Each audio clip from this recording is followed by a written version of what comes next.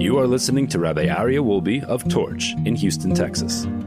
This is the Parsha Review Podcast. All right, welcome back, everybody, to the weekly Parsha Review. This week's Parsha is Parshas Ki Seitzei. It is the 6th portion in the book of Deuteronomy, in the book of Devarim, and the 49th portion since the beginning of the Torah. There are only 5 more portions in the Torah. And I look forward, with good health, God willing, to continue to learn the Torah, not only these coming 5 weeks, or it's going to be stopped with a little break of the Rosh Hashanah and Yom Kippur schedule, but we're going to make sure that we continue to learn Torah, hopefully, as long as we have life on this earth. There are 110 verses in this week's Parsha, 1,582 words, and 5,856 letters. And this week in particular, every single Parsha we say this, why is it important to know how many letters, how many words, and how many verses? Because there isn't an extra one. And we're going to see one of the most important lessons about parenting in this week's Parsha from an extra word that's used, seemingly repetitive, for no reason. Unless we understand how to learn Torah. And that's what we're doing here in our class. So let's go on the journey. In this week's Parsha, we have a very diverse collection of mitzvahs. We have 74 mitzvahs, 27 performative, and 47 prohibitions. A lot of mitzvahs. And it goes all different things. And if you want to spend a lot of good time learning over the weekend, over Shabbos, and understanding the Parsha, here's my challenge to you. Look in this week's Parsha and try to connect between one section and the next section. Like, why did God juxtapose these two one to the other? All right. There are many interesting commandments that are given one next to the other, but they have seemingly no connection. They're not even similar topics. It seems random, but it's not. It's not random. All right, so the Parsha begins. The Torah relates the sanctity of human life, particularly during wartime, when most militants and warriors suspend all morals and values. If a Jewish soldier desires to marry a captive non-Jewish woman, Torah guides us how to morally and properly do so. A man who marries 2 women, the less favored wife bears his firstborn son. The Torah protects this older child's double portion of inheritance, notwithstanding the father's preferences and desires. So what's the case here? The father has 2 wives. His less favorable wife produces his first child. That first child, a firstborn son, gets a double portion of inheritance. He cannot take away that double portion from the firstborn child who comes from his less favored wife. The Torah protects that. A wayward and rebellious son is brought by his parents to the court and stoned to death. If a person was judged with a death sentence in a Jewish court, the hanging body must be removed by nightfall and buried that same day to preserve human dignity. Do not turn away or hide your eyes from your enemy's lost objects, and lost property must be returned. Help your enemy's animal that has fallen on the side of the road. Help stand it up with him. Men are forbidden from wearing women's clothes and vice versa. This is an abomination. If a person happens upon a mother bird roosting on her young or on her eggs, do not take the mother from the children. Rather, send the mother away and then take the children and be blessed with goodness and long life. A fence must be built around the roof of a house. Don't plant seed mixtures or plow an ox and a donkey together, or combine wool and linen in a garment. Place tzitzis fringes on all 4-cornered garments.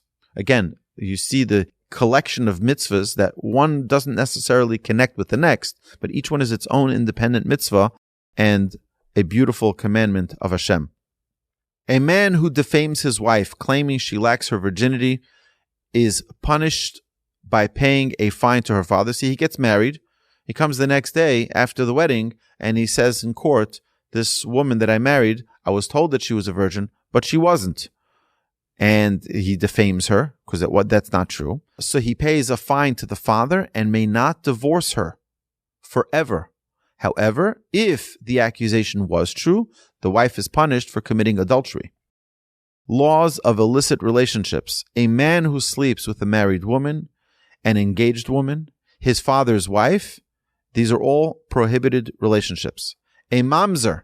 A mamzer is a bastard child. This is not a child born out of wedlock, but rather a child born from a forbidden union. This child may not marry into the congregation of Jewish people even after 10 generations. The Ammonite and Moabite shall never enter the congregation for their terrible behavior with the Jews. However, do not reject the Edomite and the Egyptians after 3 generations, as you have lived in their land. Even at wartime, the Jewish people are commanded to maintain their state of holiness and purity. Do not return an escaped slave to his master, and don't allow sexual promiscuity in the congregation, meaning among the Jewish people. Do not charge interest when lending money to another Jew. Pledges must be repaid immediately. Don't make vows, and a worker may eat from the field he is working, but may not take it home. So if you have a worker working in your crops with your fields, they're allowed to eat. They can take grapes and eat them while they're working. Can't expect them to be working and not be able to taste of the food, but they can't pack their bags to bring home for their wife and children. While they're in the field, they can eat there, but they can't take a to-go package, unless they have permission, obviously. If a man wishes to divorce his wife, he must do so by placing a divorce document in her hand. A divorced woman who marries another man and then divorces may never return to her first husband. But if she did not marry another man and wishes to go back to her husband, they can get remarried. I, in fact, know a couple who got divorced, and 9 years later, they had a child, and 9 years later, they decided to get remarried. And now they're remarried and have several more children. And, it's a beautiful bringing the family back together. And one of the things he would sometimes joke with his wife and say, my first wife would cook a little bit better than you. And she would say, yeah, my first husband was a little better looking than you. So, yeah. But a man is obligated to make his wife happy and may not go to the army during the first year of marriage. There is a special commandment in the Torah to treat your wife very, very, very, very special. And we'll talk about this a little bit more in our important lessons segment. A creditor may not impound tools of labor from the debtor. So if someone owes you money and you have to take a collateral, you can't take their drill and you can't take their tools that they earn their livelihood with, because then they're not going to be able to earn a livelihood. They're not going to be able to repay you. And it's also going to be demoralizing to them. They're not able to provide an income. Kidnapping is forbidden. Be cautious with sara'as. We mentioned this way back in Leviticus, and follow what the Levites teach you. The creditor must return the collateral daily to the debtor. So if he gives you as collateral for that loan pillows, every night you give him back his pillows. Every night you give him back his blankets. If he gives you his car as collateral, now he's got to go to work, you give him back his car so he can go to work. Workers must be paid on time. Innocent relatives should not be subjected to the punishments of their guilty family members. Be gentle and cautious with vulnerable populations like widows, orphans, and converts. Forgotten or fallen bundles from the fields, trees, and vineyards should remain for the poor to collect. Additionally, lashes given by the court for various transgressions are discussed. An ox may not be muzzled in its threshing. Levirate marriage and release, which is chalitza, so yibum and chalitza are taught in this week's parsha. The penalty for embarrassing someone is outlined, and be accurate and honest with weights and measures, and erase the name of Amalek who ambushed you. So this concludes the Parsha Summary. It's 110 verses. There's a lot, 74 commandments. It's tremendous. So let's look at some of the important lessons that we can take home from this week's Parsha. The first is the proper treatment of women. It's an amazing, amazing teaching in this week's Parsha that is many, many times misunderstood by people. You see, here's a guy who goes to war. He has a captive woman, and he wants to marry her. This is things that happen at every war, where there's rape and there's plundering of people's possessions, and because there's no laws now, we're at war. No laws are thrown out. The Torah wants to maintain two things. Number one, you're a human being. Your hormones may be going crazy, right? And you want to be with this woman.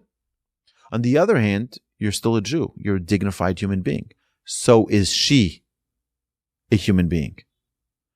You don't use her as an object. She's not an object. You want to marry her? There are very clear instructions of how that's done. To humanize her. You know what you do? You bring her into your house, into your tent, and she's there for 30 days. And during those 30 days, she's going to be sad. She's going to cry. She's going to undo her nails. Her hair is going to grow out. She's not going to be the prettiest.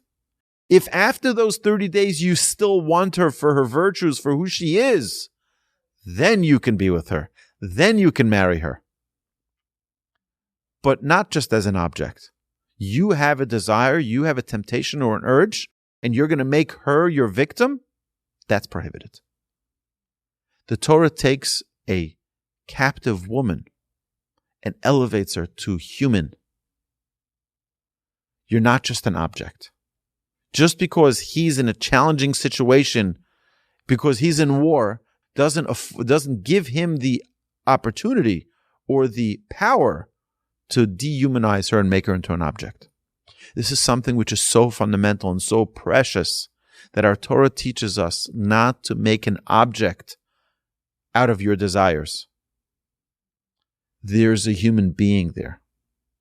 If you still desire her after those 30 days, where she cries for her parents, where she doesn't feel so good about how she looks, and you still want her because of who she is, not because of your temptation, then you can marry her. Then you can be with her. So I think it's important for us to outline that. Additionally, I think that goes to many different areas of life where in the world, people objectify women. They're an object. It's a terrible thing. That's a human being. It's not an object for your desires. Okay. Now, we talk about a very complicated scenario in this week's Parsha.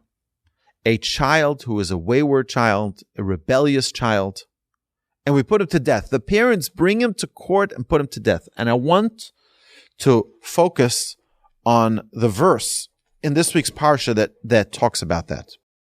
Because if you look at the verse, we say there's not an extra word, not an extra letter in the Torah, correct? So take a look at this and you tell me if you think this is extra or not. If there shall be to a man a son who is wayward and who is rebellious, who does not listen to the voice of his father and to the voice of his mother, and they discipline him, but he does not listen to them, then they take him to the court. Now let me ask you a question. If you were writing the Torah, would you write the following 4 words? To the voice of his father, in Hebrew, it's 4 words in Hebrew. In English, it's many more. It's 12. But to the voice of his father and to the voice of his mother. Would you write it like that? I wouldn't write it like that. I'd write to the voice of his father or mother. What's to the voice of his father and to the voice of his mother? This is the parents coming and saying he doesn't listen to the voice of the father or the voice of his mother. Our sages tell us it's not in vain that the Torah says that. The Torah is teaching us about parenting. Parents have to have a unified voice. If the father has one voice, he says one thing, the mother says another voice, and they're contradicting each other, and he doesn't get a clear message, this is the result. The result is you get a wayward child. So the Torah is not giving extra words. There's no extra letter in the Torah. The Torah is telling us a very specific hint here, that if you're not going to give your child a unified message as parents, if the child doesn't see one unit in the parents, then it becomes problematic for the child. The child doesn't know what direction to go. And this is a very, very interesting thing because we don't see ever in the history of the Torah, the Talmud says, there has never been a case of Ben Sora or Moreh. There has never been a case of a wayward child that was brought by his parents to the court. And what does it see? Zolel Sovea. He steals from his parents to buy meat and to drink wine. There's never been a case like this. Never been a case. So why does the Torah even waste the words of these verses? It's multiple verses to talk about a case that will never happen. Because it's not about the story of this boy. It's about the parenting lessons that are required to be derived from this story. Now, it's a little bit harsh. A little bit harsh of a punishment. This child you're suspecting of going waywardly, being rebellious, and you're putting him to death? That's pretty harsh. So we need to understand that there is a big picture perspective that is required. And that is, are we here in this world for this world, or are we here in this world for the next world? This is one of the hints in the Torah that there is a world to come. Because we see that we're very concerned for this child. He's a child. We're concerned that he's going to build up a massive account of sins, and then he's not going to get a portion of the world to come. So as a venture of mercy for this child, we're going to put him to death so that he doesn't accumulate those sins and lose his place in the world to come. We're concerned for his olam haba. We're concerned for his reward in the world to come. And because we see that there's a potential that this child is going to become a monster, he's going to act in negative ways, therefore, we see his inevitable degeneracy forming. We want to limit that in advance. So imagine just a case, if you were a doctor in Germany, pre-Holocaust, dealing with a little child named Adolf. Everyone knows who I'm talking about. Right? The Torah would say that in such a case, if you know what this child is going to end up doing, it's better to take him when he's young than take him when he's older. It's important for us to realize that there's a big picture here. It's not just the little actions that happen in this world. There's a big picture because this is only a world of preparation for the world to come. Obviously, evil and wicked people don't have a place in the world to come. They have eternal damnation. They do have eternal damnation. We don't. It says, "Va'amech kulam tzadikim," your nation is all righteous. Now, respecting the body of the dead, we see that someone who is put to death is hung and needs to be removed from the hanging that day. You don't keep it hanging to the nighttime or to the next day. The reason they're hung is that people should learn a lesson and people should be filled with trepidation and fear from the sin that caused this person to be put to death.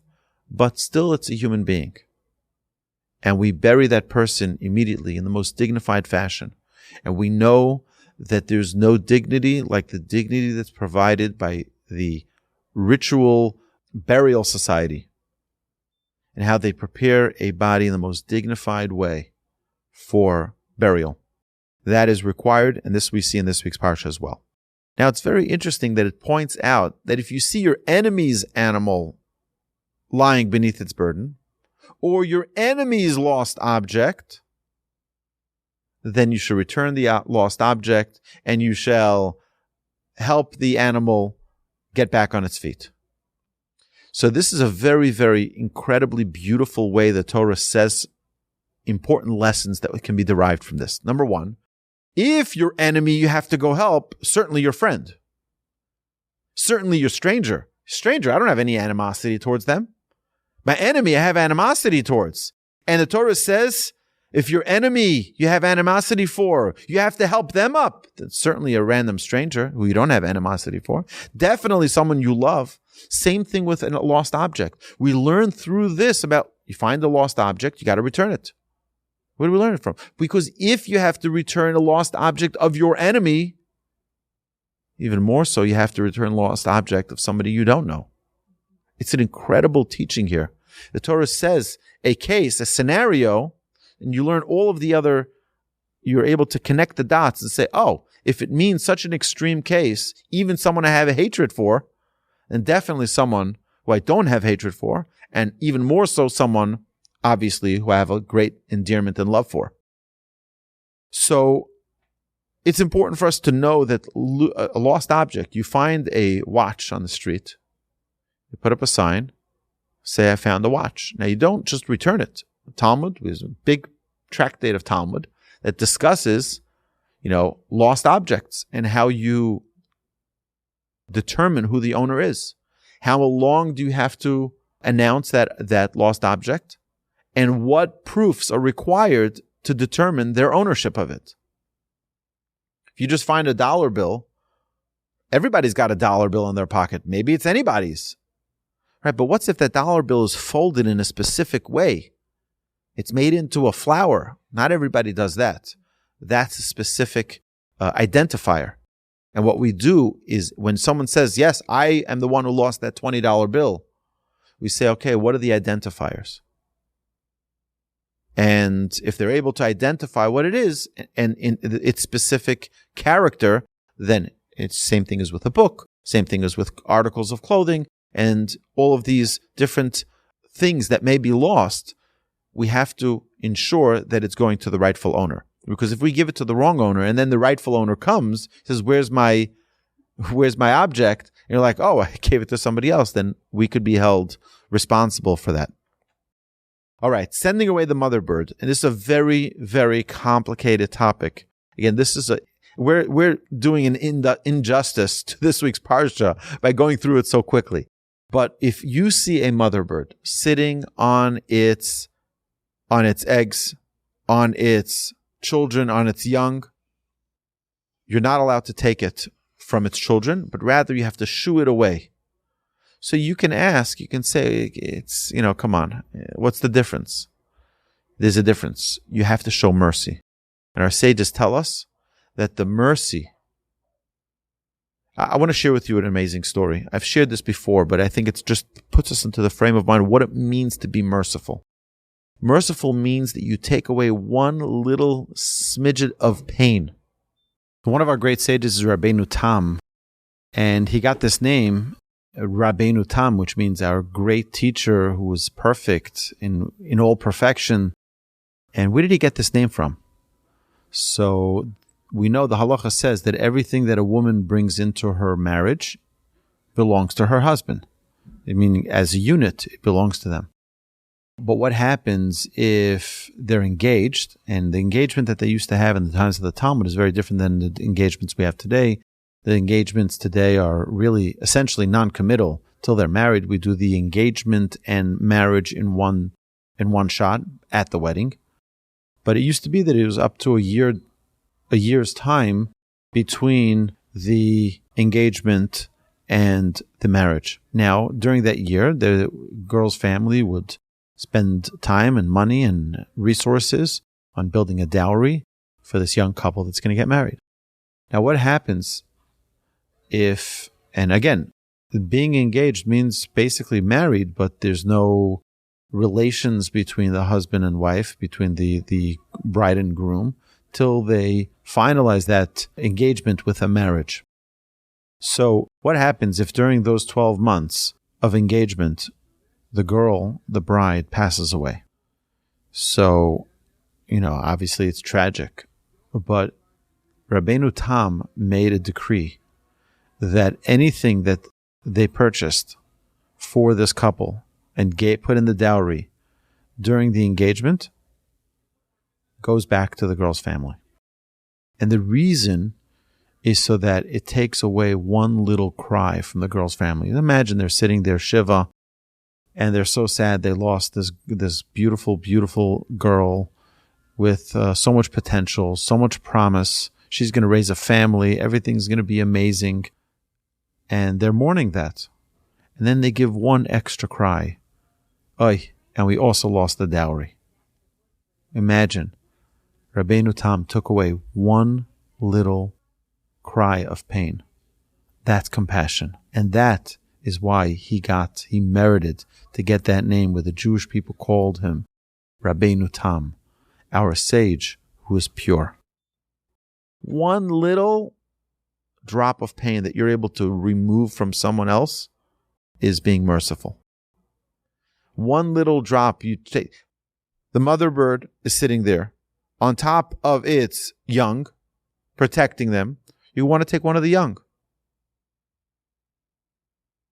The Torah doesn't say don't take the young. You want to take the young. You're going to take the young. For your birds, you want to send away the mother. Don't take it right there from the mother. Take away one drop of pain. One little drop of pain you could take away from that mother. You shoot it away. Now it's away. It comes back. It sees that it's missing one. You limited the pain by even one iota of pain. It was removed. It represents an act of mercy. You know what you bring to yourself? You bring the mercy of Hashem upon yourself, and you're promised a long life. Why? Because you took away one iota of pain from this little bird. Unbelievable compassion that the Torah teaches us. And if we learn this about the pain from a bird, then definitely we shouldn't go around harming animals. It's a sin in the Torah to do that. But it's just an animal. It's my pet. It's my dog. It's my cat. It doesn't make a difference what it is. It doesn't make a difference what it is. You're not allowed to cause pain to another creature. Now the incredible teaching in this week's Parsha of the Edomite and the Egyptians, that you can have them join our people. What does the Torah teach us? Why? Because you resided in their land. Last I checked, we were slaves. We were slaves in Egypt for 210 years.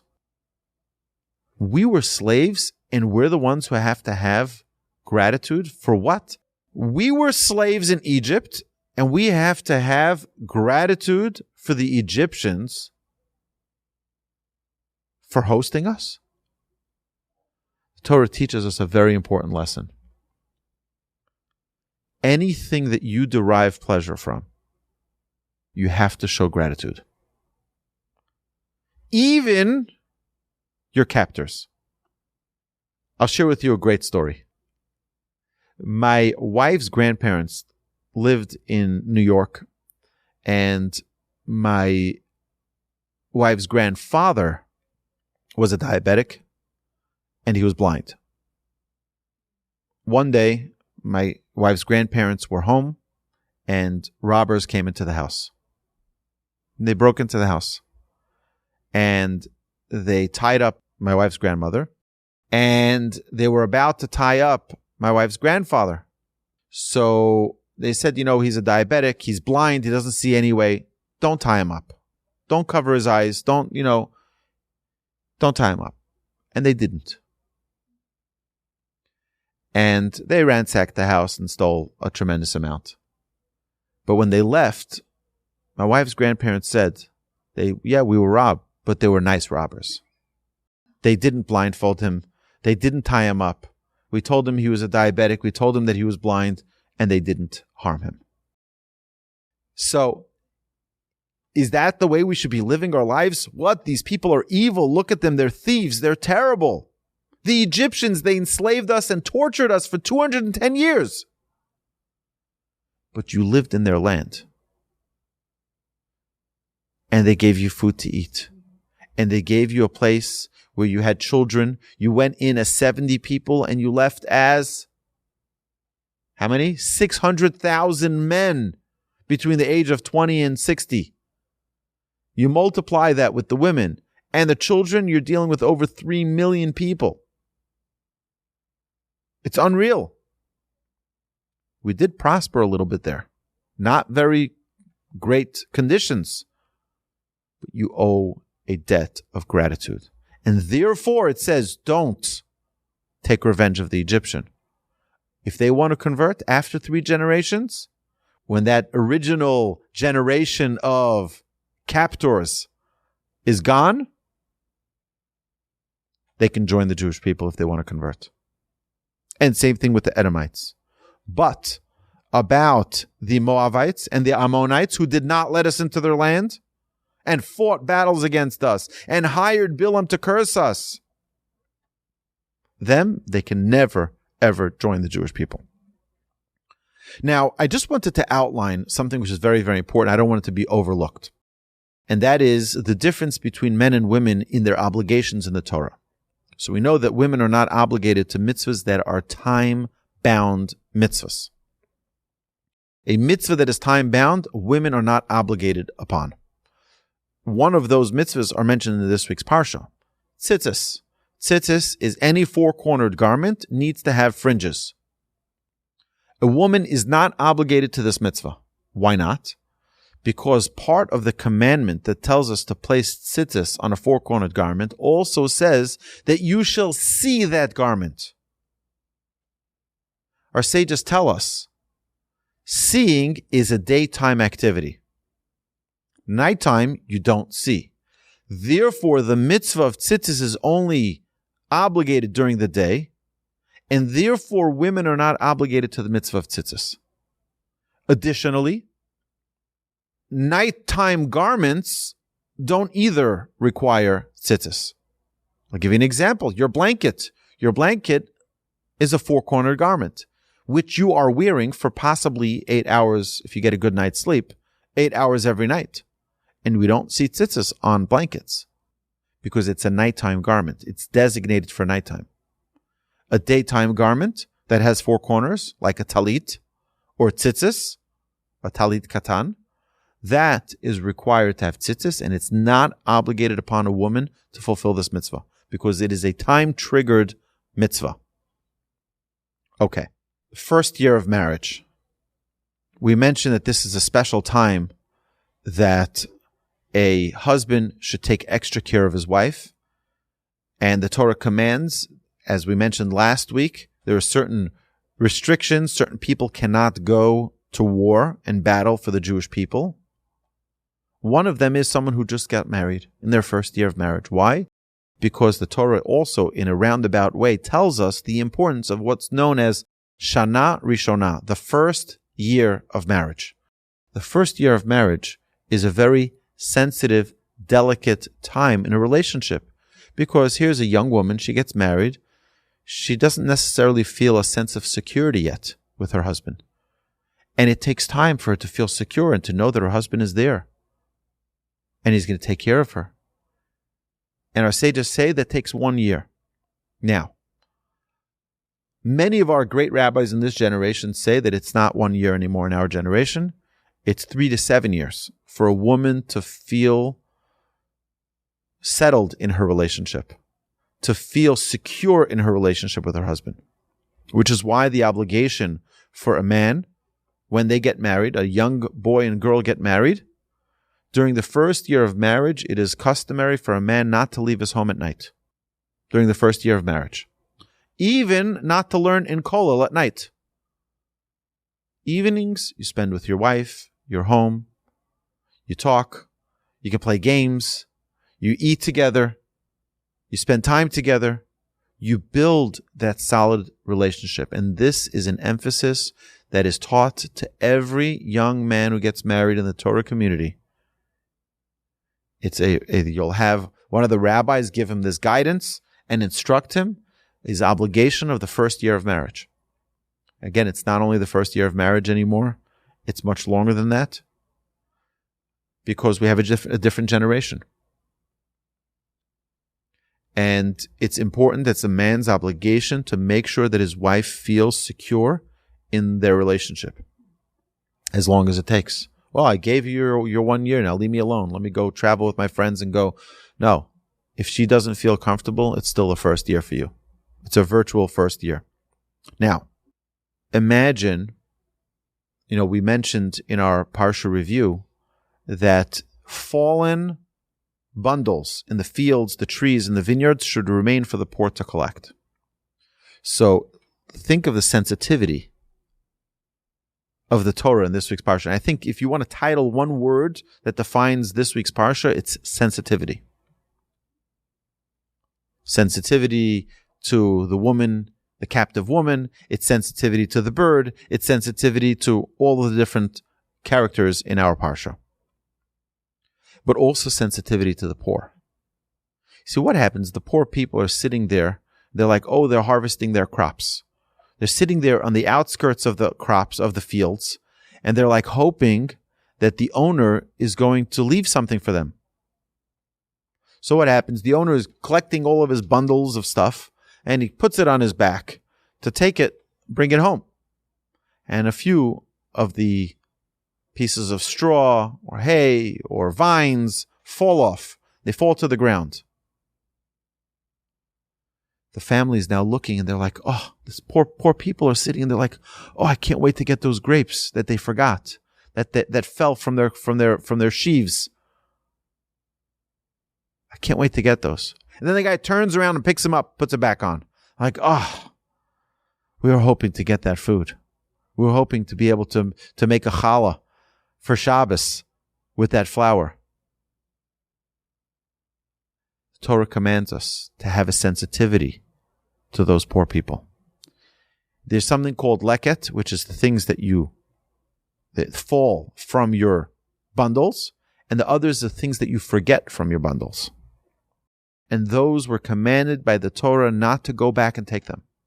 So that those who are poor, those who are sitting outside of your fields and are worried and concerned, oh, we hope we're going to be able to get that so that we can sustain ourselves, shouldn't be disheartened that you turned around, found that you forgot it, you left it, leave it for them.